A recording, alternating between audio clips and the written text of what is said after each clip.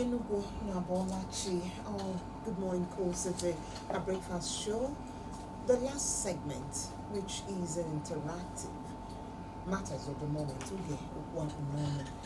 This morning, focus, like I announced to you earlier on, with the regulation of mining operations in Enugu State and the prospect. And who better to talk to us about this than the Governor's Special Advisor on Solid Minerals and Mining, Engineer Samuel Okoro. Is there a SAT to your name? Oh. You're welcome to the show, by the way. Thank you very much. All right, my name is Ngozika Mda, taking off on matters of the moment. Choma is here. My name is Choma Adelana. You're welcome. Thank you for joining us. The federal government and Enugu state government agreed to set up a committee to take charge of the state's mineral resources and environmental management, and that is as the solid mineral was unbundled from the exclusive list, correct? So it's still there. Okay, but the states now have a major stake. Just to give the states a sense of belonging, so we can be able to, because the federal government is big, right, and we are here on ground. So if the state and the federal government doesn't work together, there's not going to achieve any meaningful development in the sector. Okay, and so with the approval of the federal government, Mineral Resources and Environmental Management Committee for the state was set up. Correct. All right. Let's start to know. We're talking about the regulation now, which means that Enugu State, with its announcement, Enugu State government, by the announcement that they will start regulating the mining operations in the state is on. So what are the plans really? Just to ensure that the law is being followed, because the lack of willpower or the lack of, or issue of corruption actually affected the regulation of the sector for a long time. And what we have witnessed is the laws are not being followed by the operators in the sector, and the regulators who are supposed to make sure that those laws are followed actually don't do what they're supposed to do. So with the setting up of the committee, we have to ensure that all regulations, because the regulations are laid down already in the Mining Act, but nobody follows them. We have a lot of It is actually a mining act for the country. For the country, yes. There's a Mining Act 2007 for the country. Okay. But people don't usually follow them because most of the things there are cost intensive. So they avoid it to save costs. But you apply for it and you are given a certification that look at what you're supposed to do. You have an EPRP, you have all those things. You come or you go to the sites, because nobody's there to monitor you, you dump it. Okay.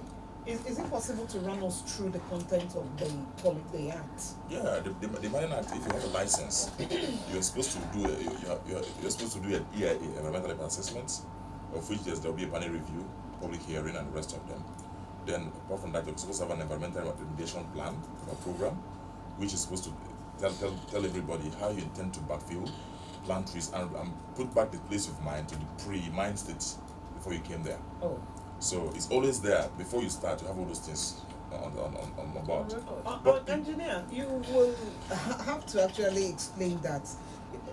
You said something that caught my attention. You have to put an environment back to its pre-mining. Correct. Oh, really? Yes. Okay, by that, what do you mean actually? I mean that the state, the EIA is done to know the state the place was before you came in there.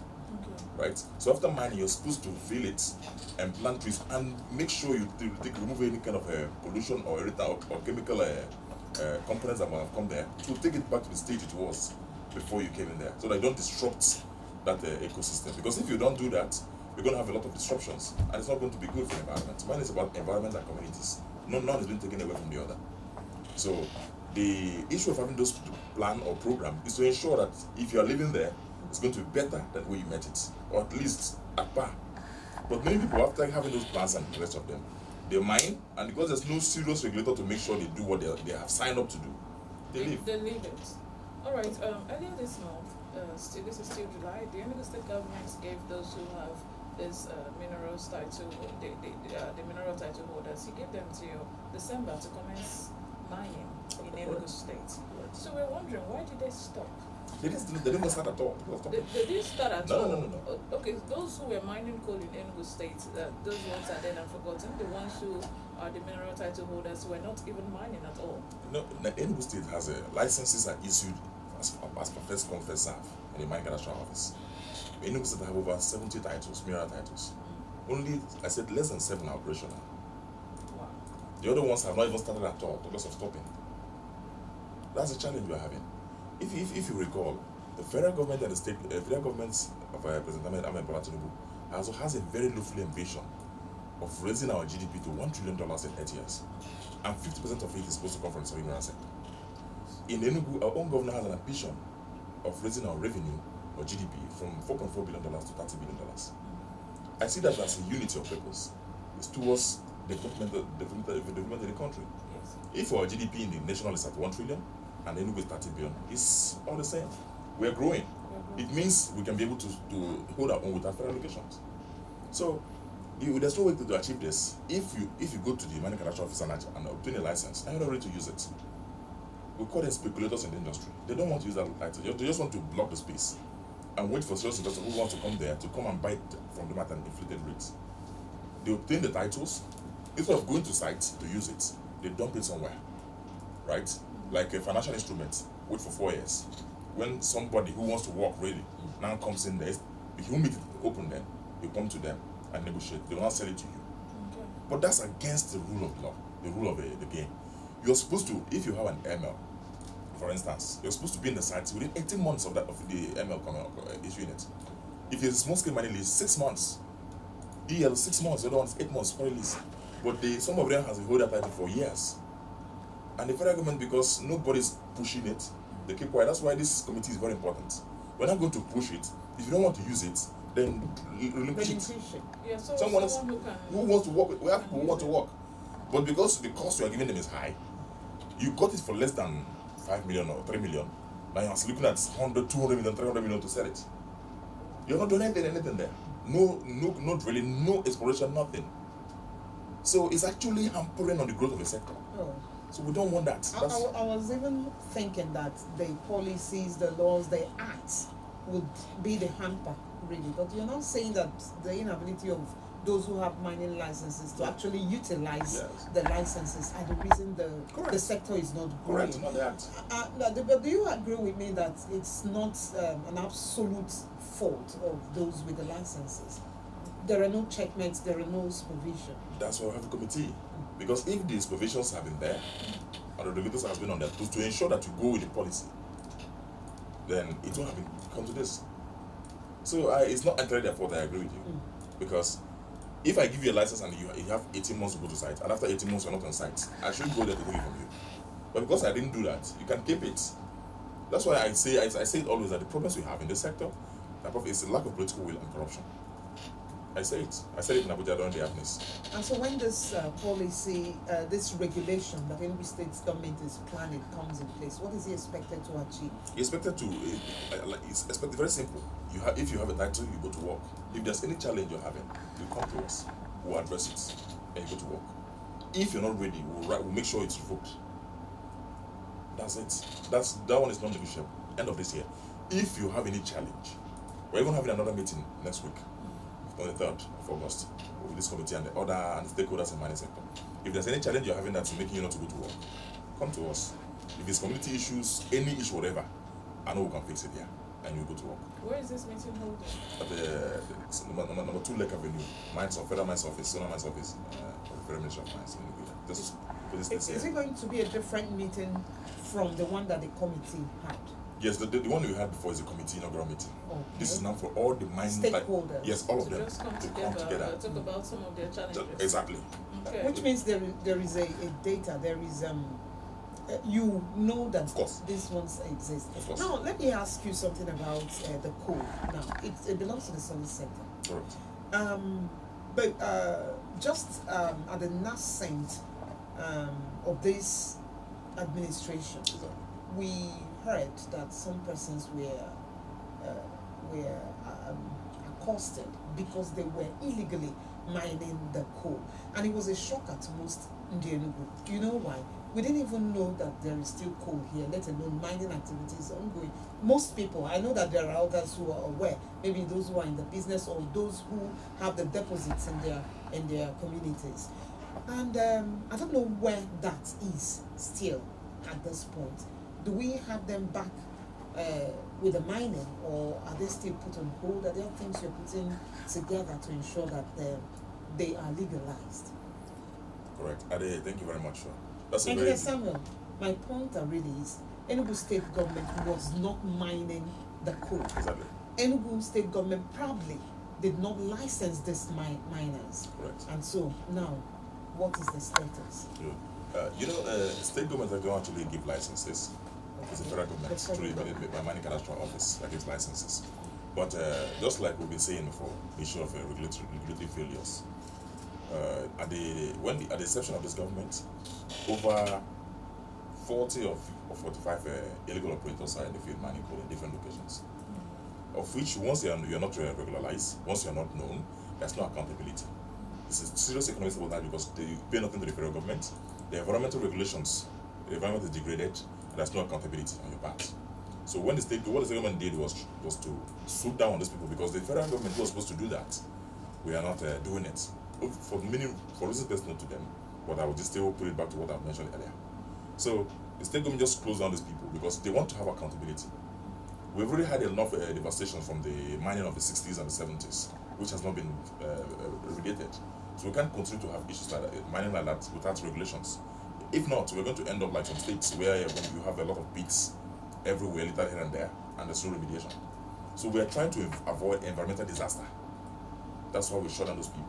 So right now they are on hold. They're not working. They're not working at They've the been shut moment. down. So if they now regularize the operation and get legal and do all the things they're supposed to do in the terms of environment and communities, then they can be considered to work. But Right, right now, you mentioned that the licenses come from the federal government, but Correct. they do have to pass through the state government That's to be able to mine in their states. that's right? that's why we have this committee. Normally, there's steps to get the license. First, you go to the communities and get a consent. They have to sign a consent for you. Then you now take it to you take the consent to a high court and swear an affidavit that the consents and its contents are correct. Then you can go to Abuja and file for it if the place is free. But we found out that one of the things we're doing in this committee, we found out that most people we get the consent the wrong way. They create crisis in the community because of their own interest. And most communities are ignorant of what mining is all about. They don't even know the environmental impact of that mining. So selfishly, some leaders go get money from people and not carry the entire community along. They sign off a community land because of money given to them. That's why the state is getting involved now. You don't sign any consent without getting the state involved. Good, yeah, Because yeah. we need to know. We need to make sure the miners are safe on their parts and the communities too. Everybody gets what's to do for them. Yeah, no disruption, Not disruption. of the ecosystem. Correct. Not sow a seed of discord so that you can divide people for your own selfish interest. That's creating security crisis for us. We don't want that. All right. Now that we're talking about mining coal in Enugu State, you mentioned earlier that there are more than 70 title holders, mining title holders. Yes. Now, what's the plan for coal? If they are all to get to work by December and there are so much coals mined, what are the plans? What are they to be used for? What plans do you have for coal? I read somewhere that coal can be used to generate electricity. I'm sure it has other uses. Have you considered that they might get to work and then there might just be excess coal and nothing? Do you see that situation happening? Do you already have plans for what would happen when they get to work? We have our power stations we want to revamp. Let them just start first. Coal cannot be excess. It cannot be excess. It can't be excess because we have a lot of use. We have a lot of energy shortfalls in Nigeria. Mm-hmm. And people are already, we have a OJ power station here, which we're trying to revamp. So that one is actually what we're going to use coal for in Enugu here. And there are different companies springing up here and there that will need coal for their energy. Coal is actually cheaper as an energy source than the gas and oil and gas. So I don't think there's any point where we have excess coal because many manufacturers in Nigeria, especially in the cement industry, they use coal. They need coal. Even Chinese companies that do tiles, they use coal. So I don't think, and even apart from that, a lot of these companies are still coming up. Because if we see if they say that they have enough energy, I think it's going to spoil a lot of people to go back and start to build more factories. Even the ones existing can still expand. Yeah. But because you only work with the available energy source that you have currently. Because most of them, even Dangote as a point, importing coal from South Africa. If you have enough, we'll be importing. So we don't have enough in this country yet. So let them go to work. There's no challenge in the market yet. So if it gets to that point, if you get to that point, I believe there'll still be ways to cross it. Now, is coal the only solid mineral deposit here in Enugu State? Because that's all we get to hear about. No, that's not true. We have coal, we have lead zinc, we have in mining quantity. a minable quantity. Although we're still doing exploration, but we have it a lot. We have construction stone, that's granite. We have limestone. We have kaolin. We have iron ore. We have glass sand. We have other minerals that we're still doing exploration. And we are doing a comprehensive mineral mapping. Because I'm sure the gas flaring would have shocked the Ministry of Environment and the state government. We didn't see that coming. We never suspected that anything of sort could happen in Enugu. We know we had gas. But Before it's now. not, yes. It's not out. We did the Enugu has a geological map before. So there's some things we suspect, although we don't know the quantities or where they could be. Right? So those things we are aware of. All right, looking at the regulation plans, you mentioned it appeared like it's just to legalize things and ensure that the right things are done. But there are other right things I was hoping the regulation plans would include, such as environmental safety. You mentioned getting the environment back to the pre-mining stage, okay? And that lies with the miner. It has no business with the government, right? But you are doing supervisory role to that.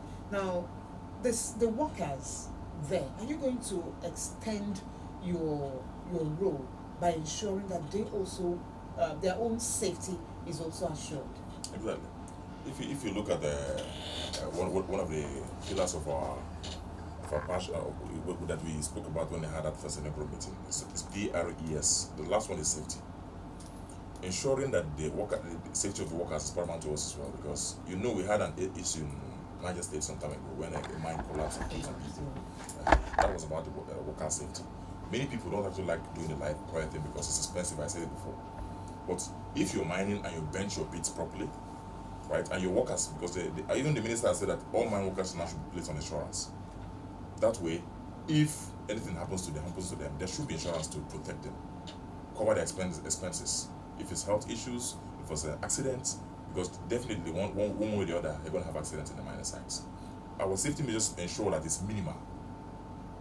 Because mining sites, with heavy equipment moving around, drugs and all that, sometimes once in a while, we've not had any major accident in Enugu anyway that affects humans apart from machines.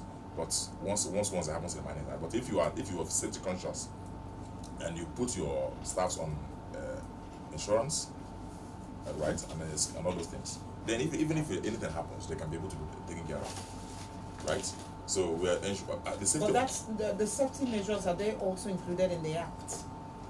Of course, it's mandatory. If you're mining, there are safety measures you're supposed to take, like signages, putting signages at different locations, at the strategic locations. Caution signages at different locations. If you have a pit, you're supposed to barricade it, put a signage, and then put caution tape around it. Deep excavation, keep back, right? If you have a pit, you bench it properly, because if you have a pit that's let's say 20 feet tall, 20 meters tall, and you're mining under it, if it's loose material, can cave in. Both the excavator and the operator are at risk. But if you bench it properly, it takes the weight away from the edge and it presses it across, so it doesn't have that risk. So all those things are part of the measures put in place in the mine. Even if you are like now, some parts of the road where you see them they have a mine pit, you see the safety signage on the road, heavy trucks crossing, slow down, that kind of thing. Those are safety measures by law. You're supposed to have them. If you don't have them, your mine can be closed till they are there. But because it still falls down on the willpower of the regulators to ensure that those things are there. That's why we are here, to ensure that all those things, if you don't have them, we don't allow you to operate. Right? So if you are operating, it has to be done the right way. We want it to work, and in the right. That's why we talk about productivity, revenue generation, environmental management, and safety. We want all of them to come hand in hand. Because if you pursue productivity without this one, so you're going to have a lot of accidents. So we want to put all of them together. That's why we are talking to the operators simultaneously. Look at what we want you to do.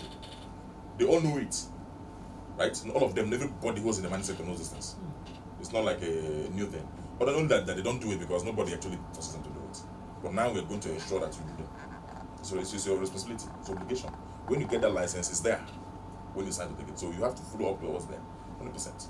All right. At this point, Chairman, if you something- would permit me, All right. let's announce our phone numbers Okay. so that our listener can join the conversation while we keep on with the studio discussion. The numbers are 0907 275 9950, 0907 275 9950, or 0706 815 8029.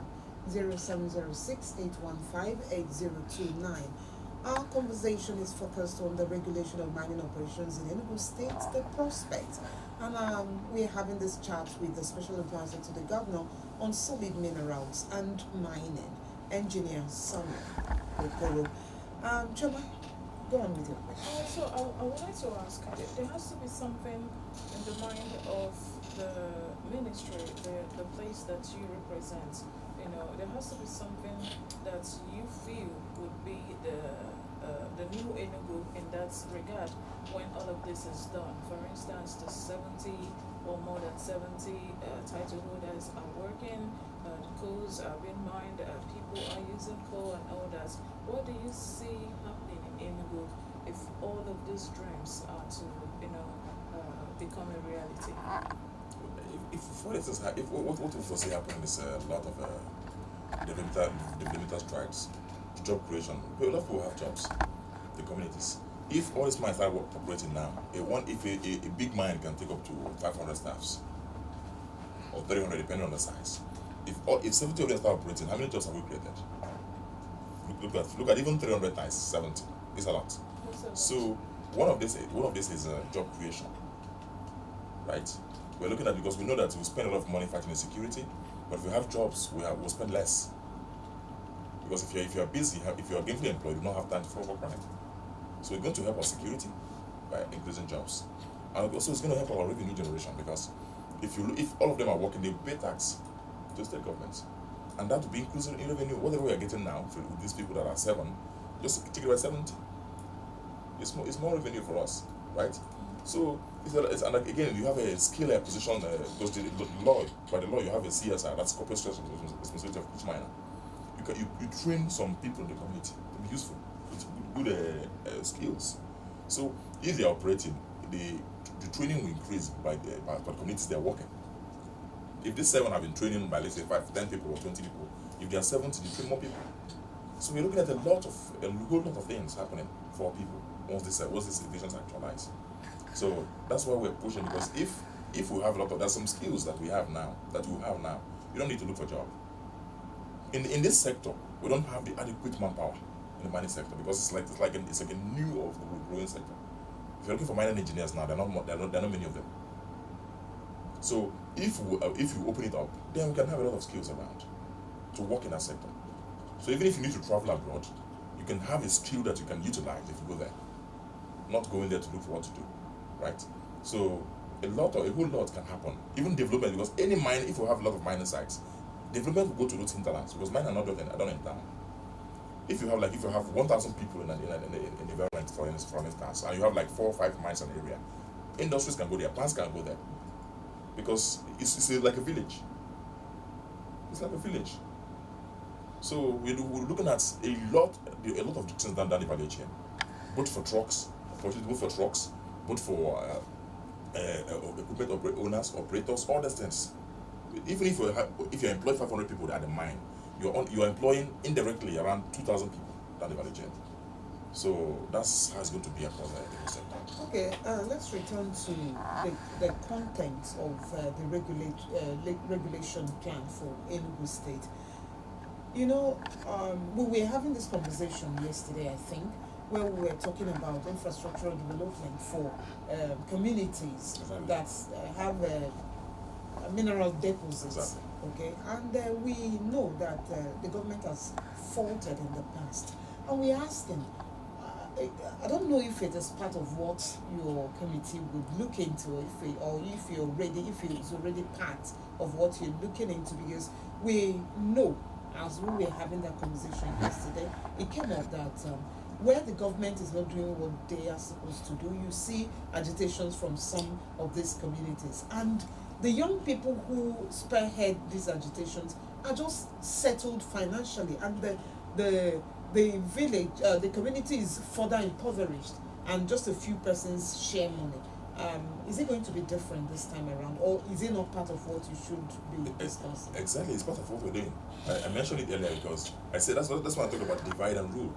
You divide the communities, give some people money at the expense of the other. That's why the state government is stepping in. And if you want to have a consent, the state government has to be aware. If you're having a CDA, the state government has to be aware. And the reason for that is because we want to monitor the implementation process. If you agree that you're going to do a borehole, a health center, this and that for the community, we need to see you do them. Not you don't do them.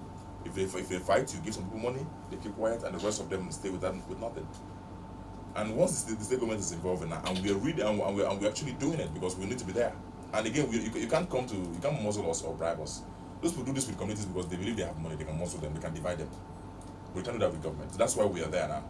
It's actually part of what we are doing. If you say you can't do that with government, what went wrong then in the past? It went wrong, like I said earlier, the regulators who are supposed to ensure that it's done are not doing their jobs.